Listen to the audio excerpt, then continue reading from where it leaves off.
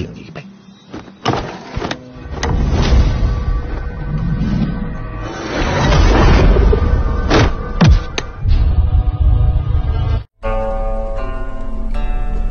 Hai semua, kembali lagi di channel Dunia Persilatan.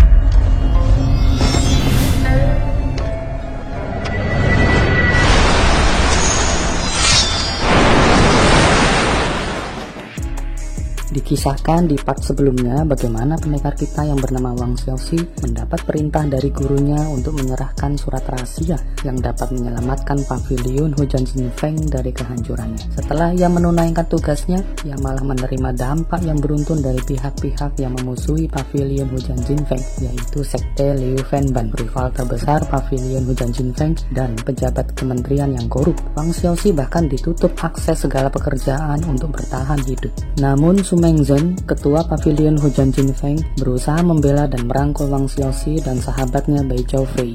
Untuk melindungi mereka yang telah berjasa kepada pavilion Hujan Jinfeng, Xiaoxi dan Bai Choufei diangkat saudara angkat oleh Su Meng Zhen. Seketika hidup mereka berubah drastis. Dalam perjalanannya, Wang Xiaoxi berhasil diperalat Fang Yingkan untuk membebaskan penjahat besar bernama Guan Qi dari penjara sekte Liu Fenban. Akibat kesalahan Xiaoxi itu, dunia persilatan menanggung dampak yang besar. Guan Qi membunuh banyak orang, bahkan Guru Wo, orang yang paling dihormati dan berjasa bagi Xiaoxi. Pada akhirnya, dengan segenap kemampuannya, Xiaoxi mampu melumpuhkan Guan Qi dan kemudian dibunuh oleh saudara angkatnya Bai Choufei. Di satu kesempatan, Xiaoxi berkenalan dengan Perdana Menteri Cai. Aksi berikutnya, Xiaoxi, Bai Choufei, Su Meng Zhen bersama pasukan pavilion Hujan Jinfeng membongkar pabrik persenjataan ilegal milik sekte Liu Fenban. Ternyata pabrik itu adalah kerjasama sekte Liu Fenban dengan grup Yao Qiao yang secara rahasia dikendalikan oleh Perdana Menteri Cai. Hal itu mengakibatkan konflik lebih besar lagi antara sekte Liu Fenban yang ditekan oleh grup Yao Qiao melawan pavilion Hujan Jinfeng hingga menyebabkan ketua umumnya Lei Sun tewas. Kematian Lei Sun berakibat hubungan asmara antara Su Meng Zhen dan Lei Chun, putri Lei Sun yang telah dijalin lama, kandas. Selain itu, hubungan Choufei dan Su Meng Zhen juga mulai renggang karena ambisi yang terlalu besar pada diri Choufei. Aksi pavilion Hujan Jinfeng yang membongkar pabrik persenjataan ilegal mereka membuat Perdana Menteri Cai turun tangan. Ia membuat rencana mengadu domba Xiaoxi dengan bangsawan Zhuge, rival terberatnya. Diaturlah pertemuan dan rekayasa sang Perdana Menteri untuk menghasut Xiaoxi. Namun Xiaoxi malah menemukan kebenaran bahwa orang kuat di balik grup Yao Qiao adalah Perdana Menteri Cai. Xiaoxi berencana membunuh sang Perdana Menteri. Untuk membongkar mata-mata grup Yao Qiao di pavilion Hujan Jinfeng dan menjauhkan Wenro dari akibat aksinya nanti, ia membuat berbagai ulah yang menyakitkan hati Wenro.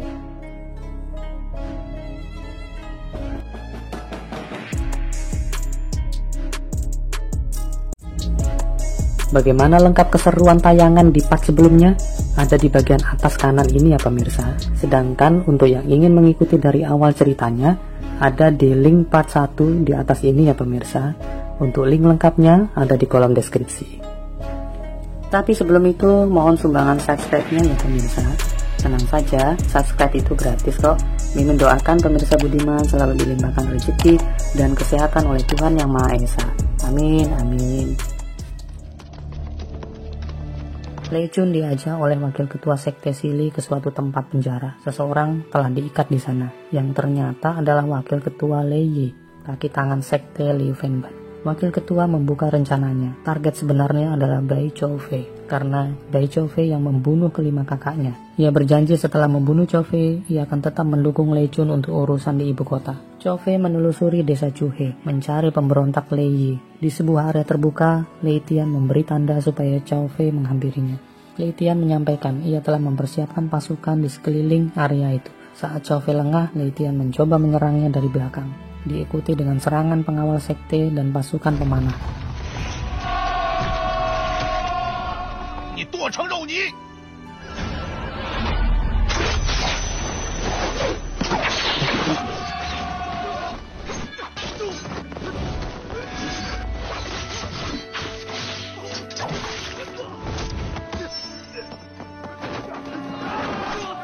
Kewalahan jumlah yang begitu banyak, Lei Chun datang menunggangi kuda menghampiri Choufei.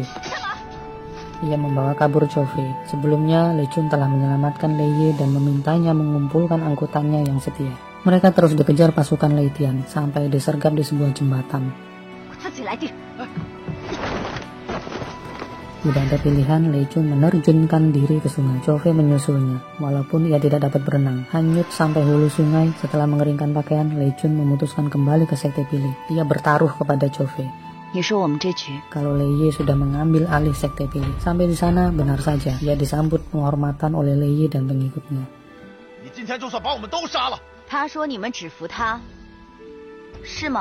Ada beberapa loyalis Lei Tian yang diikat, satu persatu dibunuh Lei Chun, hingga sisanya menyerah dan bersedia bergabung di bawah kepemimpinan Lei Chun.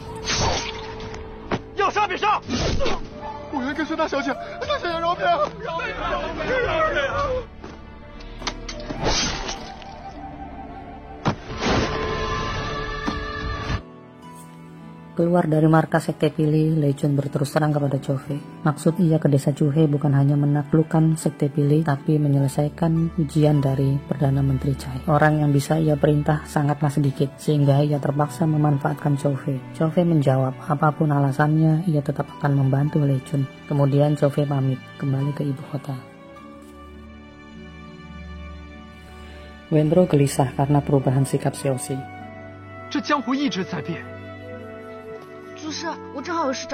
Kemudian ia konsultasi dengan Wuxi. Wuxi pun juga merasakan kejanggalan pada Xiaoxi. Ia khawatir Xiaoxi melakukan kesalahan besar dengan membunuh bangsawan Zhuge karena prasangkanya itu. Mengetahui cerita dari Wuxi, Wendro mendesak Wuxi memberitahu Su Mengzhen. Akhirnya Su Mengzhen memanggil Xiaoxi. Dengan nada kesal, Mengzhen bertanya, siapa yang telah memaksanya, sehingga ia berkesimpulan salah seperti itu. Xiaoxi menegaskan bahwa apa yang akan ia lakukan adalah keputusannya sendiri. Tidak ada pihak manapun yang menekannya. Saat itu Xiaoxi melihat ada pelayan kebersihan di balik pintu. Mereka sedang melakukan pekerjaannya. Xiaoxi lanjut memberikan sepucuk surat untuk dibaca kakaknya itu. Di dalam surat itu, Xiaoxi menuliskan kebenarannya, bahwa ia telah menyelidiki dalang di balik grup Yao Qiao adalah Perdana Menteri Cai. Ia bertekad membunuhnya, walaupun nyawa taruhannya. Karena itu, ia sengaja menjauh dari Wendro, karena tidak ingin Wendro menangisinya, apalagi mempengaruhi keputusannya.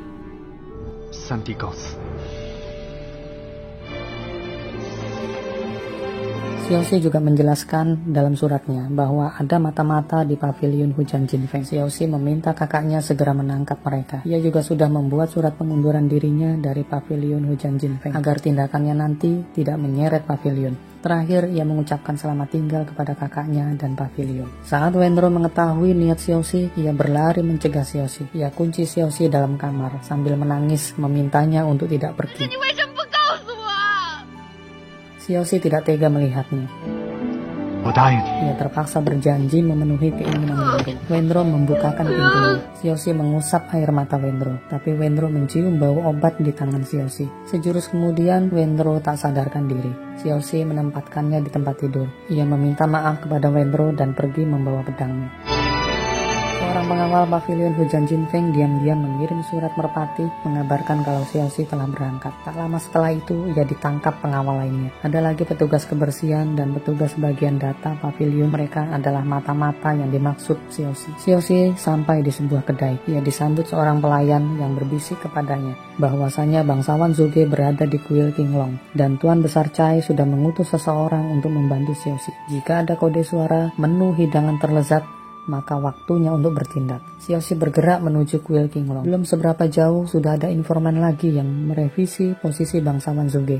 Xiaoxi bergerak lagi ke arah yang diinfokan. Tak lama ada revisi info lagi. Hal itu terjadi beberapa kali sampai Xiaoxi kesal dan mengatakan jika bangsawan Zhuge tidak berada di gedung Phoenix seperti informasi terakhir, maka ia akan berhenti. Sampai di gedung Phoenix, Xiaoxi langsung masuk dan mendapat kode menu hidangan terlezat dari seorang pelayan sambil menunjuk arah lantai atas. Xiaoxi menuju lantai atas dan merobohkan 4 orang pengawal. Xiaoxi langsung menyerang seorang di dalam kamar. Namun Menteri Fu langsung mencegahnya dan mengatakan orang itu bukan bangsawan Zhuge, bahwa semua itu hanyalah ujian buat Xiaoxi. Xiaoxi berpura-pura kesal dengan ujiannya ini. Ia balik meminta jaminan keamanan dirinya setelah ia membunuh bangsawan Zhuge. Ia minta jaminan langsung dari Perdana Menteri dan bertemu langsung dengan Tuan Besar Cai. Menteri Fu menyetujuinya.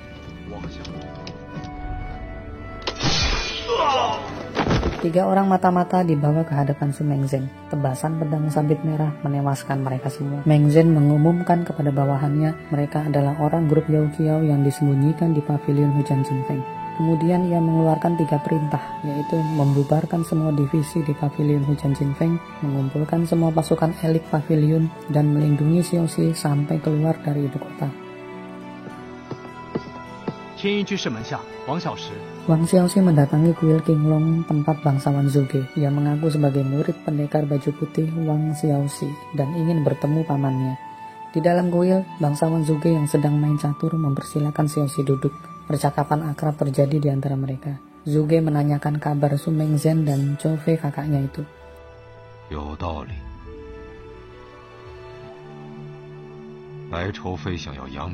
Saat sedang asik berbincang, makanan datang diantar seorang koki kuil. Sang koki kemudian mengatakan, ini menu hidangan terlezat. Xiaoxi mengenali kode ini dan secepat kilat menebaskan pedangnya. Xiaoxi keluar lewat jendela membawa kepala manusia yang dibungkus kain. Pengawal kuil Qinglong mengejar Xiaoxi, namun pasukan pavilion Hujan Jinfeng menghadang, melindungi Xiaoxi. Xiaoxi terus melarikan diri menuju kediaman Perdana Menteri Cai. Sesampainya di sana, ia hanya disambut Menteri Fu. Xiaoxi bertanya, di mana Tuan Besar Cai? Menteri Fu menjawab Tuan Besar sedang sibuk, minta ia yang mewakili. Xiaoxi menolak memberikan bungkus kepala yang ia bawa jika tidak diserahkan langsung kepada Tuan Besar Cai. Menteri Fu langsung memerintahkan penangkapan Xiaoxi dengan tuduhan membunuh pejabat negara. Xiaoxi menyangkal ia telah membunuh pejabat negara mana sambil melempar bungkus kepala itu. Menteri Fu membukanya, ternyata isinya penggalan kepala koki kuil Qinglong, mata-mata grup Yao Qiao. Sang menteri sangat kesal dan memerintahkan membunuh Xiaoxi.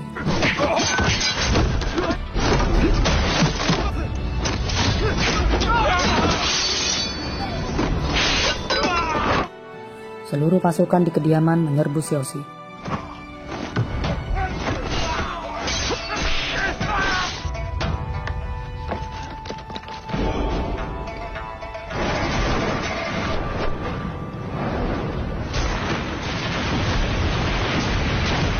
Sambil melindungi diri, ia juga mencari di mana Tuan Besar Cai berada. Ia masuk ke ruang kaligrafi sang Perdana Menteri. Di sana, ia bertemu Tetua Yuan. Karena keponakannya, Tetua menyarankannya menyerah agar ia tidak perlu membunuh Xiaoxi. Sambil berkata,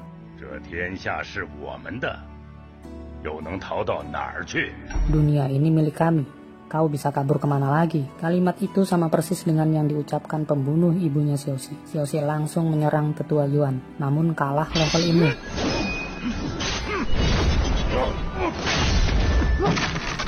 Xiaoxi terpental keluar ruang. Ia masih harus menghadapi begitu banyak pasukan pengawal. Menteri Fu meneriakannya kalau Xiaoxi pasti mati di tempat ini. Xiaoxi kemudian mengambil bidak catur. Ia pukul bidak catur ke arah Menteri Fu. Bidak itu menancap persis di kepala Menteri Fu. Dari kejauhan, Tetua Yuan melepaskan jurus panah andalannya. Berhasil ditangkis Xiaoxi, namun efek tenaga dalam Tetua Yuan membuat tubuhnya terdorong dan membentur tembok hingga luka dalam. Namun, ia berhasil lolos. Tewasnya Menteri Fu membuat gempar seisi ibu kota. Komandan pasukan memerintahkan menutup semua gerbang ibu kota. Xiaoxi terkepung di sebuah persimpangan. Ia berniat menyerahkan diri karena tidak ingin melukai orang lagi. Namun muncul pasukan pavilion Hujan Jinfeng melawan pasukan divisi hukum. Xiaoxi dilarikan dengan memanjat dinding ibu kota. Lucy memintanya segera menuju pos Kusui. Kedua kakaknya sedang menunggu di sana. Saat menunggu kedatangan Xiaoxi, Su Mengzhen mengabarkan kepada Zhou Fei bahwa mulai besok ia akan menyerahkan segala urusan pavilion kepada Zhou Fei. Zhou Fei menebak kalau Su Mengzhen akan menanggung semua akibat yang ditimbulkan dari aksi Xiaoxi. Zhou Fei tidak setuju. Tak lama Xiaoxi muncul. Ia senang bisa bertemu Su Mengzhen dan Bai Zhou Fei. Ia juga melaporkan kalau Menteri Fu telah ia bunuh, namun belum berhasil membunuh Tuan Besar Cai. Ada kekhawatiran Xiaoxi terhadap pavilion Hujan Jinfeng. Namun Mengzhen meyakinkan Xiaoxi bahwa ia tidak perlu khawatir kepada pavilion. Bangsawan Zhuge akan membantu mereka. Yang penting Xiaoxi segera mungkin menjauh dari ibu kota. Sebelum diminta Xiaoxi, Mengzhen berjanji akan menjaga Wenro untuknya. Akhirnya mereka berpisah. Terkenang kembali suka duka yang telah mereka lewati bersama.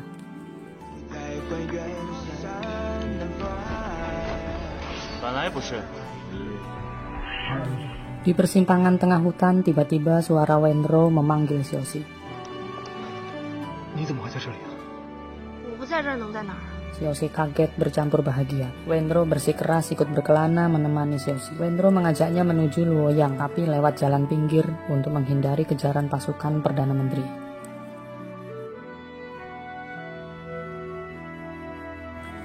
Pasukan kerajaan dalam jumlah besar mengepung pavilion Hujan Jinfeng. Meng Zhen sudah siap mengambil alih secara pribadi semua tanggung jawab peristiwa Xiaoxi. Tujuannya untuk menyelamatkan pavilion Hujan Jinfeng dan anggotanya. Tapi Zhou Fei dan para ketua tidak menyetujuinya. Demi melindungi Meng Zhen yang sedang sakit, Zhou Fei mengeluarkan Meng Zhen dari jabatan sebagai pemilik pavilion dengan alasan ia telah melakukan dosa besar terlibat dalam politik. Aksi Zhou Fei itu didukung oleh semua ketua pavilion Hujan Jinfeng. Akhirnya yang menyambut utusan Perdana Menteri adalah Zhou Fei. Tak disangka, sang utusan adalah Lei Chun. Lei Chun telah diangkat sebagai anak angkat oleh Perdana Menteri. Lei Chun tidak ingin mempersulit Zhou Fei karena pernah menolongnya. Tapi Zhou Fei bersikeras jika ingin menangkap orang maka tangkap dia. Su Meng Zhen sudah sakit-sakitan, sudah dikeluarkan dari jabatan pemilik pavilion. Saat ini ialah sebagai pemilik pavilion yang baru yang bertanggung jawab segala urusan pavilion Hujan Jinfeng. Lei Chun akhirnya menangkap Zhou Fei. Namun ia bersikeras ingin bertemu Su Meng Zhen. Saat bertemu Meng Zhen, Lei Chun melampiaskan kemarahannya. Lei Chun mengatakan bahwa Su Meng Zhen sekarang adalah musuhnya. Lei Chun ingin Meng Zhen merasakan bagaimana saudaranya disiksa dalam penjara, sementara ia tidak dapat berbuat apa.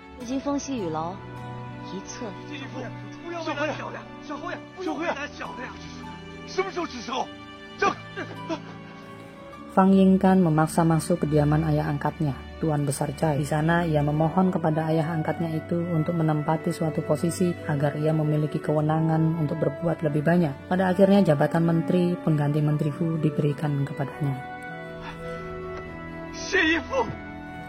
Lei Chun menghadap ke Perdana Menteri Cai. Sang Perdana Menteri bertanya kepadanya, dengan dikawal pasukan yang banyak, mengapa ia hanya menangkap Bai Zhou Fei? Lei Chun menjelaskan, jika ia memaksa menangkap Su Meng Zhen, maka akan terjadi pertumpahan darah. Sementara Su Meng Zhen saat ini diketahui sedang sakit parah, hanya menunggu waktu saja ia akan mati. Bai Zhou Fei punya ambisi yang besar di pavilion Hujan Jinfeng, walaupun jabatannya sebagai wakil pemilik, tapi ia tidak punya kuasa apa-apa di pavilion. Jika Perdana Menteri Cai bisa mendekatinya, maka akan menjadi sebuah dukungan kekuatan yang besar.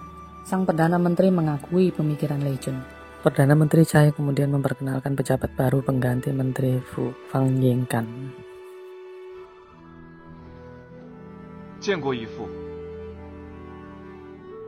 Yingkan berjalan mengikuti Lei Chun di belakang. Yingkan mengatakan ia ditugasi Tuan Cai untuk memburu Liu Anxi di perbatasan utara. Tapi ia menimbang jika bisa menangkap Xiaoxi, maka itu juga akan membuat Tuan Besar Cai senang. Selesai menyampaikan itu, ia lalu pergi. Di tengah hutan, Xiaoxi mengajarkan Wenro beberapa hal tentang bertahan hidup. Bagaimana saat ia tersesat tidak tahu arah tujuan, ia bisa mengamati langit dan tanah. Di langit ada bintang utara yang selalu berada di utara. Di tanah, Wenro bisa melihat jejak kaki kuda. Ikuti jejak kaki kuda, maka akan ketemu desa terdekat.